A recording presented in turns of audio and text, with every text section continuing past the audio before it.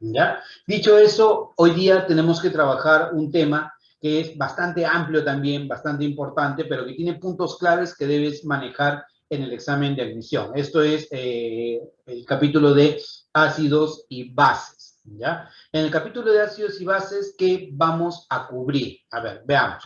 En primer lugar, vamos a cubrir cuáles son las características principales que tienen los ácidos y las bases. Por ejemplo, como características generales, cualitativas, ¿ya? Tú puedes afirmar que un ácido tiene sabor agrio, ¿no? Típicamente ácido, jugo de naranja, jugo de limón, causa escozor o te irrita la piel si, por ejemplo, te cae el jugo de limón sobre una herida o de repente te picó una avispa o te picó una hormiga, ese escozor de irritación es característico de un ácido.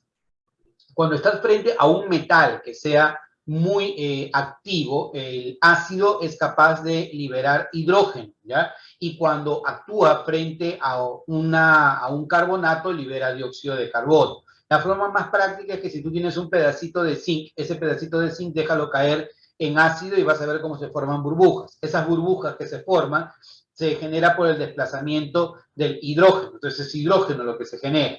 Y si, por ejemplo, tú dejas caer una mentita en bebida gaseosa, esa mentita en la bebida gaseosa corresponde al dióxido de carbono que se está liberando. Entonces, esas son las evidencias de que estás frente a un ácido. Ahora, todo ácido y toda base va a provocar un cambio de color en indicadores colorimétricos, pero lo vamos a ver con un poquito más de detalle.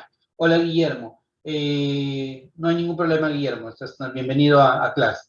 Y por favor, escriban todo en público, por favor, porque después cuando tengo que compartir algo se me complica porque termino compartiendo a uno o a dos nada más. En el caso de la base tiene el sabor amargo, ¿ya? Ejemplo, el té sin azúcar tiene comportamiento básico. Se ha probado a este señor que es la leche de magnesia, que es un antiácido, ¿no? Este señor también tiene sabor amargo, ¿ya? Son resbaladizas al tacto, ejemplo, si coges entre tus dedos un poquitito de lejía, no te digo que te eche la lejía porque te puede causar mucho daño, pero coge entre tus dedos un poquitito de lejía y vas a sentir el sabor, oh, perdón, la característica untuosa al tacto que tiene la lejía, que es de naturaleza básica, ¿ya? O si no, de repente, con solo considerar el jabón o con solo considerar el champú, ellos también tienen naturaleza básica.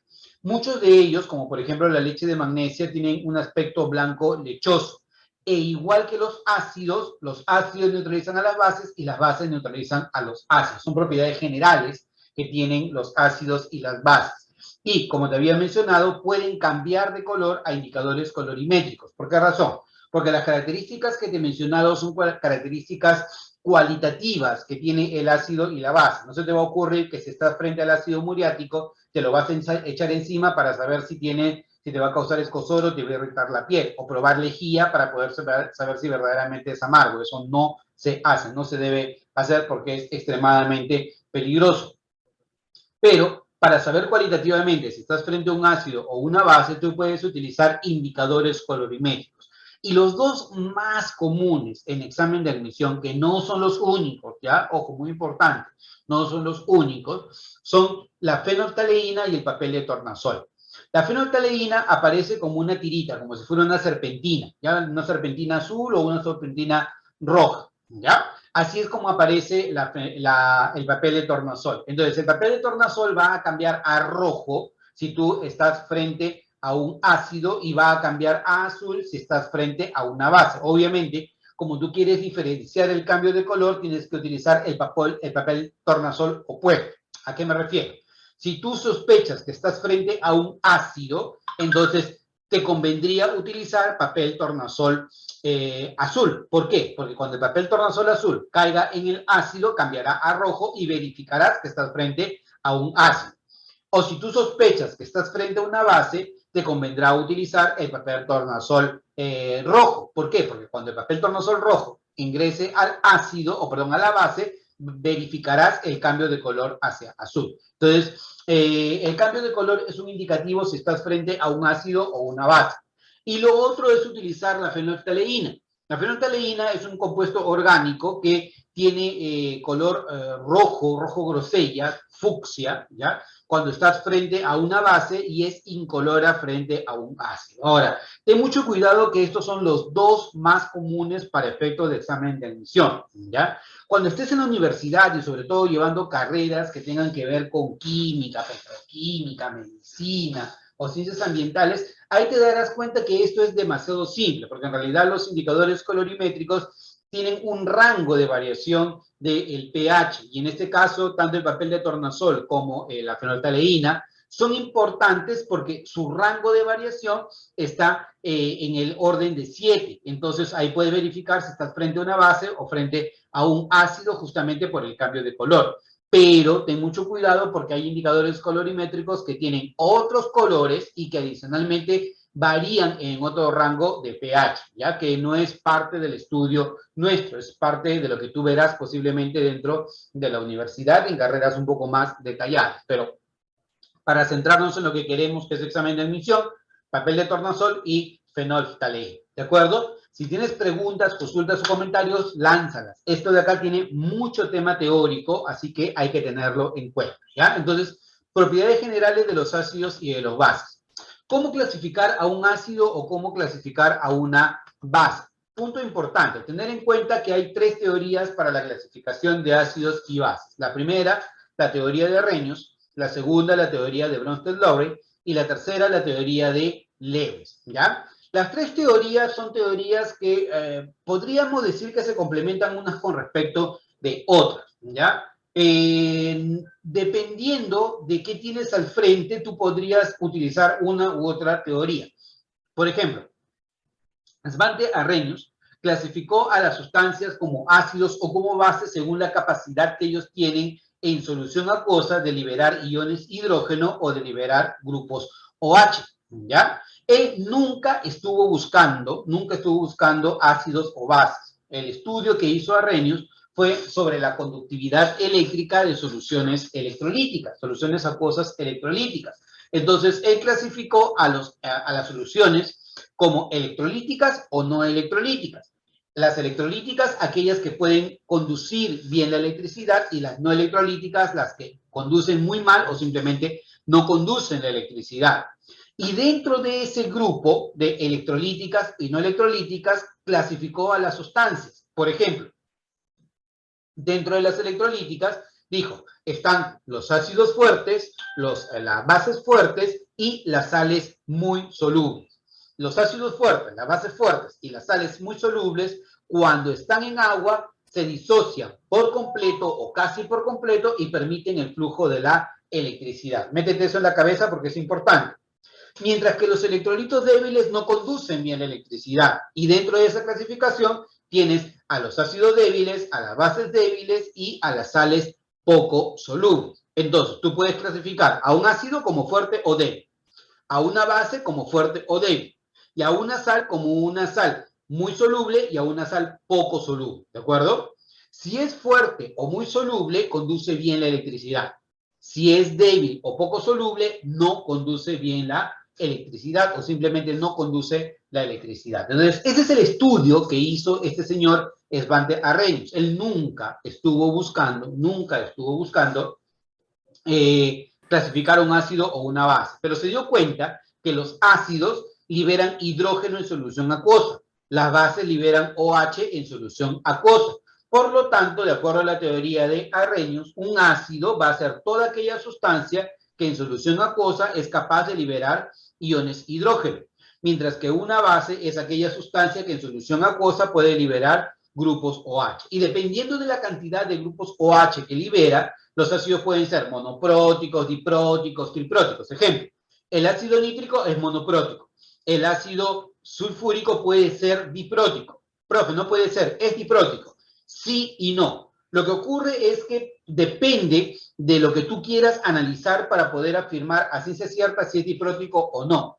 Por lo general, la movilidad o la disociación de los hidrógenos nunca se da por completo y de inmediato, ¿ya? El primer hidrógeno, si es de un ácido fuerte, se libera por completo, pero el segundo hidrógeno ya no. Entonces, si bien es cierto, el ácido sulfúrico es diprótico porque tiene la capacidad de liberar dos iones hidrógeno, los dos no salen con la misma intensidad. El primer hidrógeno sí sale con una intensidad muy alta y podría considerar que la disociación es completa, pero el segundo hidrógeno no. Por lo tanto, no podría afirmar que los dos hidrógenos salen con la misma intensidad, pero de que puede liberar dos hidrógenos, sí. Por lo tanto, es diprótico. Para fines prácticos, para efectos de examen de admisión, considéralo como diprótico. No te compliques la vida, ¿ya? Y en el caso de las bases tú puedes considerarlas como monobásicas, dibásicas, tribásicas, dependiendo de los grupos OH que liberan. Por ejemplo, el hidróxido de sodio es monobásico, tiene un grupo OH que puede liberar, y el hidróxido de calcio es dibásico, tiene dos grupos OH que puedan liberar, ¿de acuerdo?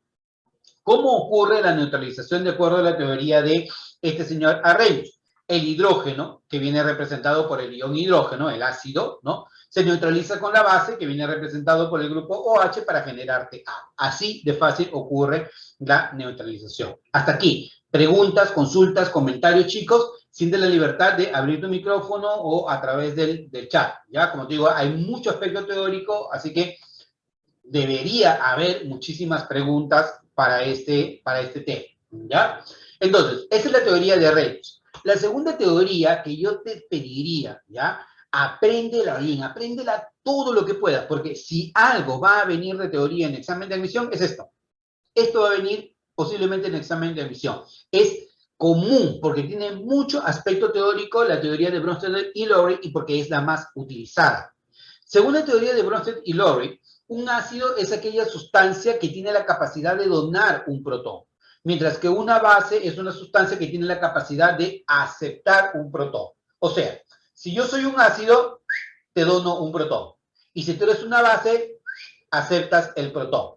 Por lo tanto, cuando hablamos de ácidos y bases, hay una transferencia de protones. No puede existir un ácido sin que exista una base, porque si yo soy un ácido que dono un protón, necesariamente debe existir una base que acepte dicho protón. Por lo tanto, ocurre una transferencia de protones y al proceso se le conoce con el nombre de protólisis, ¿ya? Entonces, un ácido, de acuerdo a la teoría de Bronsted y Lowry, es una sustancia que puede donar protones, ¿ya? Y una base es aquella sustancia que puede aceptar protones, ¿de acuerdo?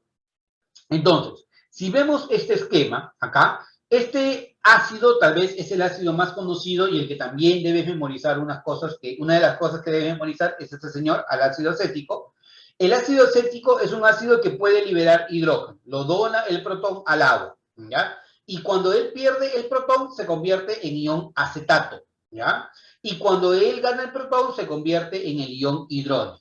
Eso es cuando tú ves de izquierda a derecha, ¿ya? Pero si tú ves de derecha a izquierda, ocurre lo contrario. El ion hidrógeno dona el protón, el grupo acetato lo acepta, entonces él se convierte en ácido acético y él se convierte en agua.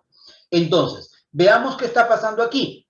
Como él dona el protón, entonces esto sería un ácido y el que recibe sería una base. Como él dona el protón, esto va a ser el ácido y esto va a ser la base. Pero se le conoce como el ácido conjugado y la base conjugada. Punto importantísimo, muchachos, ¿ya? Todo ácido, mira, todo ácido genera una base conjugada y toda base genera a un ácido conjugado. Eso es regla. Entonces, ya ha venido muchas veces en examen de admisión que tú tengas que identificar pares ácido y base conjugado, ¿ya? Ten mucho cuidado. Si yo tuviera este esquema, ¿ya? Aparece el amoníaco frente al agua, ¿ya? Una de las grandes, no controversias en realidad, porque no es una controversia, el sistema preuniversitario lo puso como una controversia, pero no es una controversia. O sea, yo no puedo pensar que el amoníaco va a ser un ácido por el hecho de que tiene hidrógeno. No, yo lo que tengo que analizar es cuál es el comportamiento del amoníaco frente a otras sustancias. Y el comportamiento del amoníaco en el agua es que genera soluciones básicas. Pero entonces, ¿cómo puedo justificar que el amoníaco genere soluciones básicas si el amoníaco no tiene grupos OH? Bueno, una manera de justificarlo es que el amoníaco tiene la capacidad de aceptar un protón del hidrógeno. Fíjate acá, mira, lo voy a hacer todavía más grandote para que lo veas. El amoníaco recibe un protón del agua, ¿ya? Y se convierte en el grupo amonio, ¿ya? Y el agua, a perder el protón, se convierte en el grupo OH. Entonces, si yo lo veo de izquierda a derecha, cuando el amoníaco interactúa con el agua, me genera grupo amonio y me genera grupos OH. Esto es lo que justifica que el sistema se vuelva básico, ¿ya? Entonces, básico alcalino, ¿no? Entonces, esto de acá, si yo lo veo del sentido contrario, diré, bueno, ahora el amonio tiene la capacidad de donar el protón y él al perderlo se convierte en amoníaco y él al ganarlo se convierte en agua. Ahora, chicos, punto importante. A ver, ya tengo que salir de este esquema. Punto importante. Como él dona el protón, el agua, entonces el agua funciona como ácido y el que acepta sería una base. Y si vemos el otro lado, el que dona el protón sería el ácido, o sea, el grupo amonio, y el que acepta el protón sería la base, o sea, el grupo OH. ¿Ya? Nuevamente, la base forma el ácido conjugado y el ácido forma la base conjugada. Esta es regla de siempre, muchachos. Ya no hay que complicarnos la vida. ¿Ya? Entonces, todo ácido forma una base conjugada y toda base forma un ácido conjugado. Y forma de cómo diferenciarlo. Un par conjugado ácido-base, ojo, métetelo en la cabeza, un par conjugado ácido-base solo se diferencia por un protón, ¿ya? Un par conjugado ácido-base solo se diferencia por un protón. Y siempre el ácido es el que tiene un protón de más. Profe, no entiendo. Ya, mira, si yo te digo, quiero saber si él es un par conjugado ácido-base, pregúntate, ¿ellos se diferencian por un protón? A ver, profe. Vamos a ver. Lo llevamos hacia el mapa. Entre él y él. ¿Cuál es la diferencia? Un protón. ¿Cómo la diferencia es un protón si es un par conjugado ácido-base? Y en este caso, él tiene el hidrógeno de más. Por lo tanto, él funciona como ácido y él sería la base conjugada. ¿Estamos? Chicos, te pregunto, ¿cuál es la diferencia entre el agua y el hidrógeno? ¿Cuál es la diferencia entre el agua y el hidrógeno? Vamos, ayúdame, no me dejes hablar solo. ¿Cuál es la diferencia entre el agua y el hidrógeno? Un hidrógeno. Un hidrógeno, muy bien, Walter, ¿no? Un hidrógeno. ¿Y quién tiene el hidrógeno de más? El hidrógeno. Entonces, si yo te preguntara, ¿cuál de los dos es el ácido, el agua o el hidrógeno?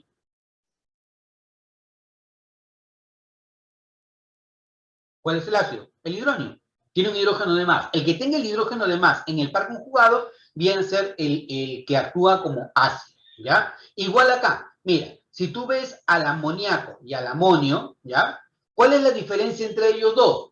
Un hidrógeno. Un hidrógeno. Entonces, un hidrógeno o un protón de diferencia, ya igual, da lo mismo, ¿no? Ahora, chicos, entre estos dos, ¿quién tiene el hidrógeno de más? ¿El amoníaco o el amonio? ¿Quién tiene el hidrógeno de más? El amonio, muy bien. Por lo tanto, como él tiene el hidrógeno de más, él actúa como el ácido y él sería la base. Entonces, lo mismo ocurre acá. Es la manera más práctica de cómo tú te vas a dar cuenta si en un par, primero, si estás frente a un par conjugado ácido-base, y de ese par conjugado ácido-base, ¿quién es el ácido y quién es la base? Estas preguntas, chicos, son recurrentes en examen de admisión.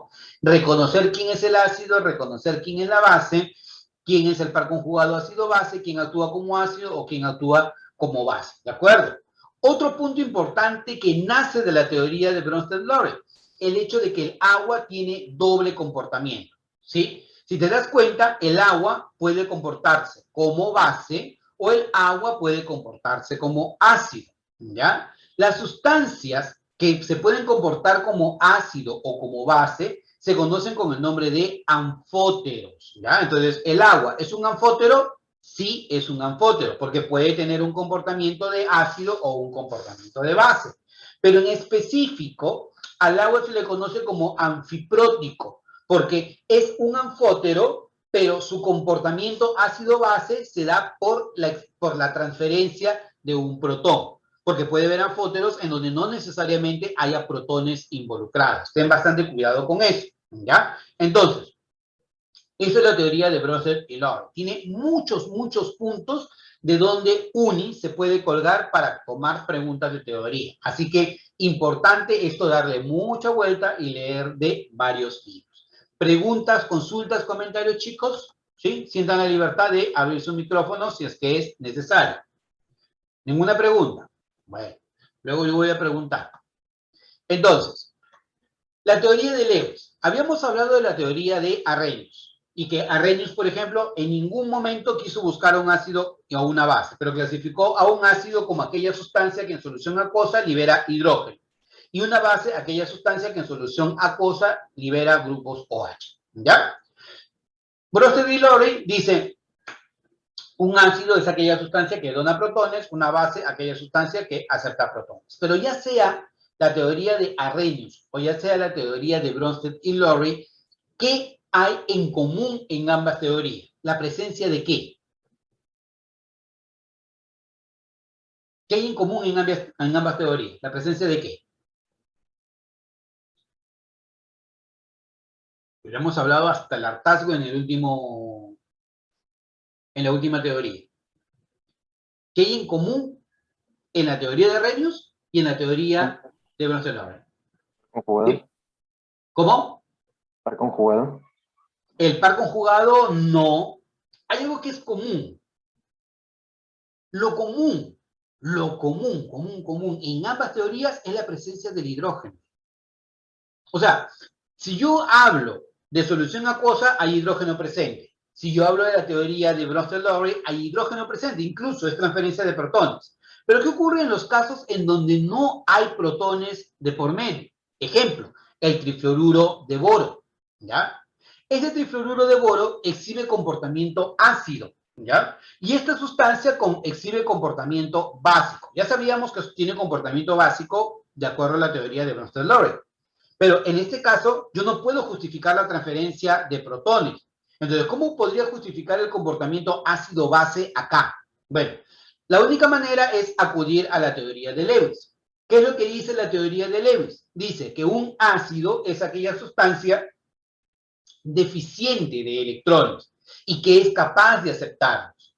Mientras que una base es aquella sustancia que es rica en electrones y que es capaz de proporcionarlos. Entonces, en este caso, ¿yo cómo me doy cuenta que esta sustancia es rica en electrones? Porque tiene un par libre. Fíjate, acá tiene su par libre. Y acá esta sustancia es deficiente de electrones porque incluso esta sustancia no está cumpliendo con la regla del octeto, ¿no? Acuérdate que el boro logra estabilidad con 6 electrones, pero eso no significa que no pueda formar el octeto. Sí puede formar el octeto. Tiene un orbital vacío en el cual puede aceptar un par de electrones a través de una compartición. Por lo tanto, esta sustancia es susceptible a aceptar electrones, un par electrónico, y esta sustancia es susceptible a dar ese par electrónico. La que dona pares electrónicos se conoce como una base, y la que acepta pares electrónicos se comporta como un ácido. Y lo que se está generando, esto de acá, se conoce con el nombre de aducto, ¿ya? El producto de la reacción ácido-base de Lewis se conoce con el nombre de aducto, ¿ya? Ahora, a esta sustancia, ¿ya? Al ácido se le conoce como una sustancia electrofílica, que son los términos que últimamente están apareciendo en el examen de admisión única, ¿ya? Electrofílico y nucleofílico. Electrofílico significa que tiene afinidad, cariño hacia los... Afinidad, cariño hacia los... Hacia los... ¿Electrones? Electrones, claro. Y nucleofílico es aquel que tiene afinidad o cariño hacia él o hacia los... ¿Protones? Hacia los protones, hacia el núcleo, ¿no? Y como el núcleo es positivo, estamos hablando hacia la carga positiva o a la densidad de carga positiva. Entonces, nucleofílico es aquel que tiene afinidad, ¿ya? Con la parte positiva, y el electrofílico el que tiene afinidad con la parte negativa. Entonces, un ácido de Lewis termina siendo una sustancia electrofílica, mientras que una base de Lewis termina siendo una sustancia nucleofílica. Eso es algo que ya ha aparecido en admisión, ¿ya? Punto importante, ¿ya? Este término electrofílico y nucleofílico posiblemente ustedes lo van a ver en química orgánica dentro de la universidad. Por ahora no se compliquen la vida. Es mejor que entiendan el significado de electrofílico o nucleofílico, más no se sumerjan en el significado más amplio, porque es complejo, y eso lo van a ver dentro de la universidad, ¿ya? Entonces, ahora, acá hay un punto. Tú tienes, por ejemplo, el ácido bórico, ¿ya? El ácido bórico que con el agua forma esta sustancia más el hidrógeno, ¿ya? El ácido bórico funciona como si fuera un ácido. Y esto es algo que utiliza mucho UNI, ¿ya? Y les pido que tengan bastante cuidado. ¿Por qué? Porque si yo analizo, no me deja, a ver, ajá, acá. Si yo veo al ácido bórico, tú vas a decir, profe, yo no veo ningún ácido. Sí, ahí hay un ácido. Mira, ¿dónde está esta cosita? Acá. Mira, el ácido bórico es este señor de acá, que lo están representando como si fuera BOH3, ¿ya? BOH3, el boro, ¿ya? Pero si este BOH3 yo lo expando, sería de esta manera. Sería hidrógeno, oxígeno, boro, oxígeno, hidrógeno, y acá oxígeno, hidrógeno. Entonces, un alumno que no conoce bien la teoría de enlace podría pensar, oye, esta sustancia es un hidróxido, el hidróxido de boro. Pero acuérdate que los hidróxidos típicamente son compuestos iónicos, en primer lugar, y deberían estar presentes metal alcalino o alcalino térreo. Y el boro no cumple con eso. Y más bien, si yo expando esta cadena, yo voy a ver que este boro es una sustancia que tiene incluso la capacidad de liberar 1, 2 y 3 hidrógenos, ¿ya? Desde ahí yo podría llamarlo ácido bórico. Pero otra particularidad que tiene el boro, y te vas a dar cuenta de este compuesto, es que el boro también es deficiente de electrones. Él tiene un octeto incompleto. Y al tener un octeto incompleto, tiene acá un orbital vacío en donde se pueden aceptar electrones, ¿ya? A través de un enlace dativo. Por lo tanto, ya sea que tú lo veas a través de una teoría en donde se donan o se aceptan protones, o la teoría a través de donde él acepta un par electrónico, tú vas a tener que esta sustancia funciona como un ácido y no como una base. Ya te lo comento para que lo tengas en cuenta, ¿ya? Entonces, borro este cosito de acá y continuamos. Entonces, este es en el caso del ácido bórico. Tener bastante cuidado con él. Ahora, esto también ha venido en examen de admisión y por esa razón lo estoy considerando. ¿Dónde lo vas a encontrar? Lo vas a encontrar como lectura en el chat. Están leyendo los libros que les he recomendado, ¿no? Están leyendo todos los libros. Justamente en la parte donde dice química más avanzada o química en acción es donde aparece el caso del dióxido de carbono. El dióxido de carbono es una sustancia que funciona como un ácido, ¿ya? O sea, en teoría es una sustancia capaz de aceptar par electrónico. Pero ¿cómo acepta este par electrónico? De esta manera. En su interacción con el agua. Recuerden que conversamos acerca del ácido carbónico hace poquito. Y si tú ves, mira, este par electrónico viene por acá así. Y vas a tener que él se carga negativamente. Este par electrónico viene aquí donde el par electrónico ya se fue y tendrías este intermedio. Este intermedio de acá es este intermedio que nosotros tenemos de este lado. Acá está. Este de acá es este mismo de acá.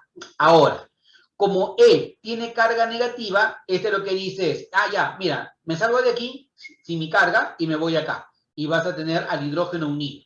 Y este par de electrones compensan esta carga positiva y vas a tener al ácido carbónico. O sea, la formación del ácido carbónico se puede justificar a través de una reacción ácido-base de acuerdo a la teoría de Lewis, considerando que el agua funciona como una base donadora de electrones y él como un ácido aceptor de electrones, ¿ya? Entonces, esto justifica el comportamiento, en todo caso ácido, que tiene el dióxido de carbono.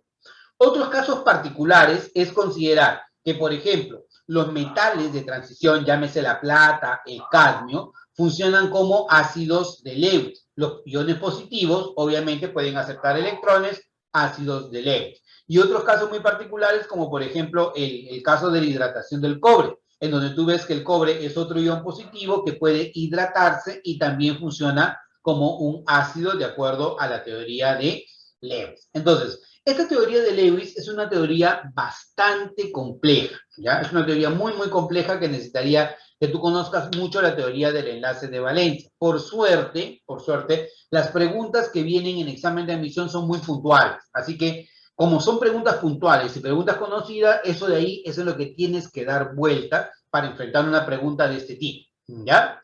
En lo que sí no te vas a poder escapar para nada es en Bronsted y Love.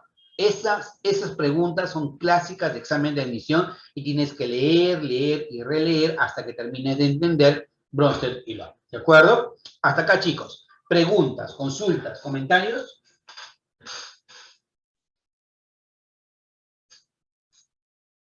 ¿Nada? ¿Todo bien? Muy bien. Listo. Te doy 30 segundos ya, un minuto para que haya la respuesta de esto. Un minuto, ¿eh? Un minuto.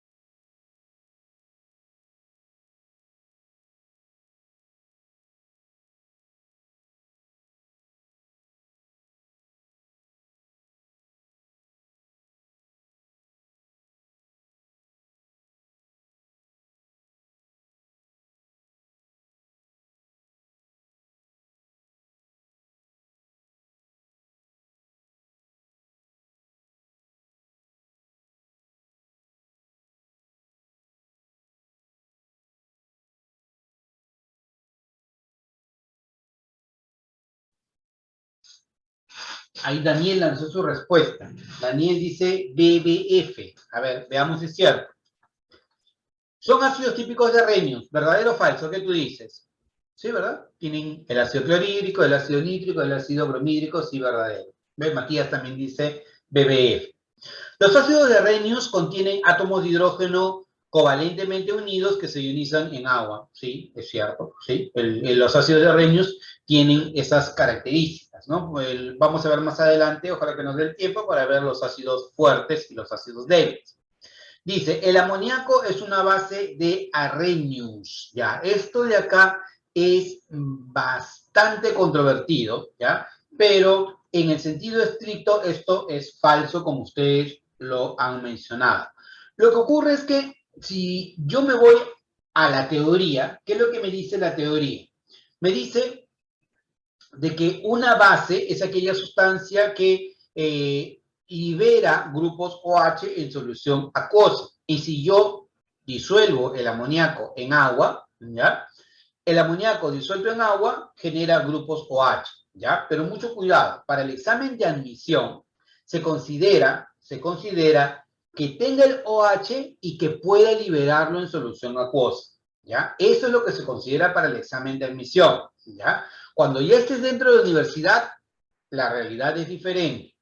Pero para examen de admisión, tiene grupos OH y lo libera, es una base. Tiene hidrógenos y los libera, es un ácido. Para la teoría de Arrhenius. En este caso particular, sí puede incrementar la concentración de grupos OH, pero no tiene grupo OH en su composición. Por lo tanto, no debería considerarse como una base de Arrhenius. Por lo tanto, verdadero, verdadero y falso. ¿Ya? Esa sería tu respuesta. Autoionización del agua. El agua habíamos visto que funciona como un ácido o funciona como una base, ¿cierto? ¿Te acuerdas? Habíamos dicho, el agua funciona como un ácido o funciona como una base. Eso quiere decir que puede donar protones o puede aceptar protones. Esa es la característica que tiene el agua, ¿ya? Entonces, si yo considero al agua como ácido y al agua como base, él como ácido o como base es capaz de aceptar un protón y él como base es capaz de donarlo. Por lo tanto, formarías el hidrógeno y el grupo OH. Sin embargo, para no complicar la vida, tú puedes considerar que el agua podría disociarse o podría separarse en ion hidrógeno y en grupos OH. Esto no es la realidad, ¿ya? Es la forma idealizada para evitar tener esta complejidad de acá arriba, ¿ya? Entonces, esa es la autoionización del agua. Y esta autoionización del agua, como es muy débil, está gobernada por una constante que se conoce como el producto iónico del agua. Y el producto iónico del agua, esta constante de equilibrio, sería producto entre reactivo. Y como el agua es un líquido puro, su concentración es constante a través del tiempo. Constante por constante me da una nueva constante. Y a esta nueva constante se le llama la constante del producto iónico del agua, ¿no? Esa constante del producto iónico del agua obviamente va a ser dependiente de la temperatura. Y como nosotros trabajamos a una temperatura estandarizada de 25 grados Celsius, a esa temperatura tú vas a encontrar el valor de Kw en tablas o en los libros, ¿ya? Cuando ya estés en la universidad, Kw lo vas a tener en función de la temperatura. Por ahora no te compliques, aún así no te digan nada, tú ándate la idealidad de que Kw vale 10 a la menos 14 o que estás trabajando a 25 grados Celsius, ¿ya? Entonces, como para ir cerrando, ¿qué se cumple con esto? Que si una sustancia tiene la misma cantidad de hidrógeno y de grupo OH, o sea, 10 a la menos 7, porque 10 a la menos 7 por 10 a la menos 7 me da 10 a la menos 14, significa que el medio es un medio neutro. Si la concentración del hidrógeno es mayor que la del grupo OH, estás en el medio ácido. Y si la concentración del hidrógeno es menor que la del OH, o el OH supera el hidrógeno, estás en un medio básico. Es así como tú vas a diferenciar si estás frente a un ácido o frente a una base. Y lo que viene después del receso es hablar del potencial de hidrógeno. Ojo importante, ¿ya? Si predomina el ácido, el hidrógeno es ácido. Si predomina el OH, es una base. Si ambos tienen la misma concentración, entonces el medio es neutro. ¿Y cuál es esa concentración media?